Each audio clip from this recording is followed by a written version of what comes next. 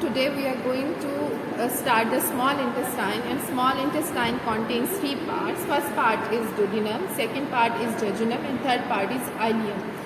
While as if we say that regarding the examination of point of view, duodenum is the most important topic out of all these three parts.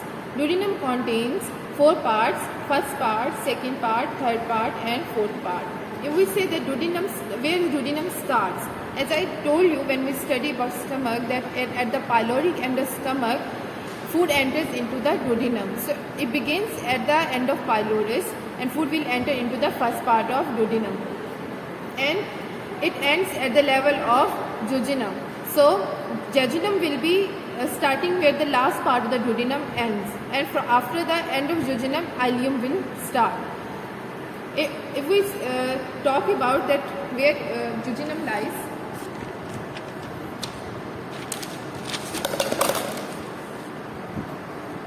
jejunum lies at the level of L1, L2 and L3 vertebra, which are present above the umbilicus. So if you see, first part of the duodenum lies at the level of L1, second part lies at the level of L2, third part lies at the level of L3, and fourth part of the duodenum lies between the L2 and L3 levels. So this is duodenum. Duodenum is the shortest, widest, most fixed part of the small intestine. It extends from pylorus to the duodenojejunal flexure. This flexure is present where the fourth part of duodenum ends and jejunum starts. They make a flexure, and that is known as duodenojejunal flexure. It lies at the level of L1, L2 and L3. It is 25 cm long. You should remember this because it comes as an MCQ, that how much longer is the duodenum. And then it is divided into four parts. Now you should know about the two flexure of the duodenum. Here comes the spear-dead duodenal flexure where first part ends, and after the second part ends, there becomes the inferior duodenal flexure. So we say that second part of duodenum lies between the superior duodenal and inferior duodenal flexure. First of there are different relations of all parts of the duodenum with the viscera and the peritoneum, and these are the most frequently asked questions in UHS. As it comes as an SCQ about 3 marks or 4 marks, where they ask for any two parts of the duodenum for their relations. So we are going to learn the relations here on this model.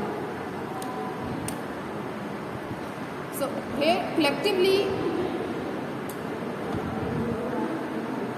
I arranged 3 models to give you the better idea.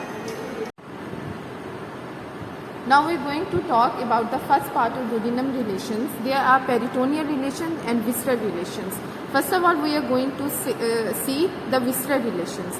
To understand the visceral relations, you need to know about the exact position of duodenum and the viscera present around it. If you see this model, I arranged 3 models here. So if we dissect the anterior abdominal wall, and after that if we see on the right side there is liver present. After dissecting the liver, and if we open up it like that, we see there are first and second part of the duodenum. So first part of duodenum, liver is lying like that. So if you can see, there are anterior relations with the quadrate lobe and the gallbladder.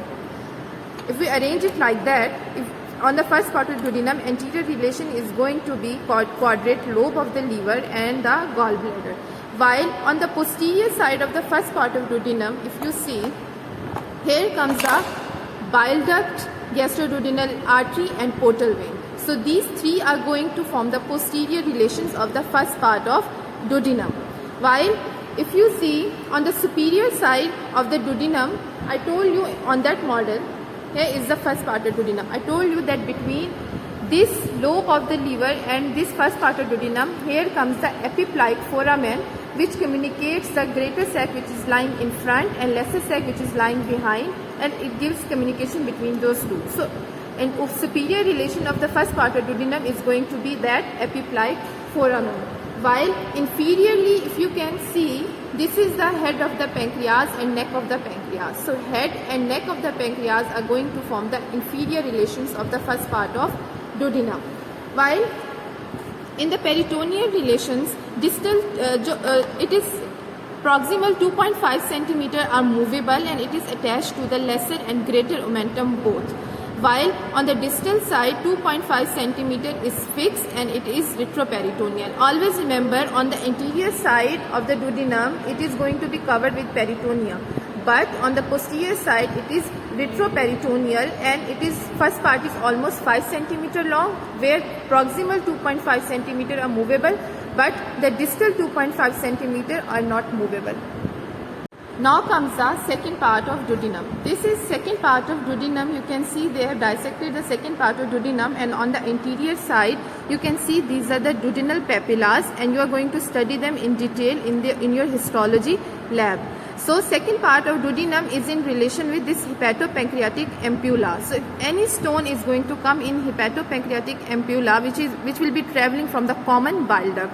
Common bile duct is notorious to form the stones. Stones all the way travel from common bile duct and reach to the hepatopancreatic ampulla. So it is in close relation with second part of duodenum. It is a frequently asked MCQ in UHS, that if the stone is present in hepatopancreatic ampulla, where it is going to lodge? It is going to lodge in this second part of the duodenum. Now comes the relations. As first part of duodenum was 5 centimeter long, but the second part of the duodenum is 7.5 centimeter long. It is also anteriorly covered with the peritoneum, but posterior side it is retroperitoneal. It is fixed part of the duodenum is 7.5 centimeter long. It begins at superior duodenal flexure. Then it passes downwards to reach the lower border of L3, and then it reaches at the inferior duodenal flexure. As I shown you in the diagram, that second part is present at the level of L2 and reaches up to the L3 level, where third part begins. This is the superior duodenal flexure and this is the inferior duodenal flexure. So it begins at the superior duodenal flexure and ends at the inferior duodenal flexure. Now comes the visceral relations of the duodenum. So if we see on this model that it was present like that, and I said that quadrate and gallbladder are in relation with the first part of duodenum, while this is the right lobe of the liver. So right lobe of the liver will give anterior relation of the second part of duodenum. With that, there are transverse colon and transverse mesocolon, which are also present in anterior relation of the second part of duodenum. If we talk about the posterior relation of the second part, so this is the second part of duodenum. There is no vessel lying, but second part of duodenum is lying on the kidney and the renal vessels. So if we see that we have dissected posteriorly, we will see there will be right kidney. With the right kidney there will be renal vessel and right edge of the inferior vena cava. So right kidney, renal vessel and right edge of inferior vena cava will form the posterior part of duodenum.